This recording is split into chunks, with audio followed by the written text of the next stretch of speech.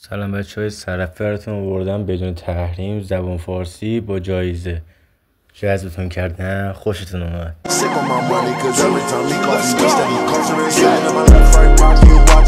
میتونید دو قسمت تنظیمات بریم و گزینه فارسی بزنید. بار اول نمیره، بار دوم به وارد چین براتون میاد.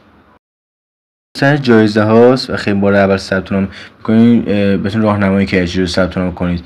بهتون $70 جایزه میده به خاطر ثبت نامتون. بچه این پست خیلی ربطی به ویدیوهایی که مثلا بازی معرفی میکنم نداشت. بعد اینکه اینجا هستش دیگه، این لوگوشه، بزن گوگل پلی براتون میاد.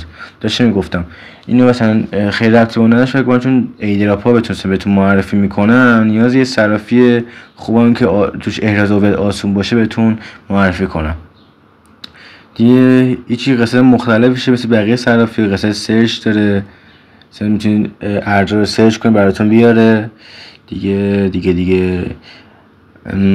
یا همین مثلا قسمت مثل معامله ها، بازارها، مثلا یه قسمت جایزه‌شن که سعی کنید بتونید به دست بیارید. خیلی جایزه خوبیه دیگه. همین این یه صرافی که غیر متمرکزه، همین خوبیش همینه. پس لطفا سابولاک یادتون نره. یه صرافی بعد اینکه بعد ثبت نام بکنید فیزیکن وارد شید دیگه، یادتون نره با فیزیکن وارد بشین ارور میده. پس لطفا سابولاک یادتون نره. واسه ویدیو زحمت کشیده شده. تا ویدیو بعدی، خدا نگهدارتون.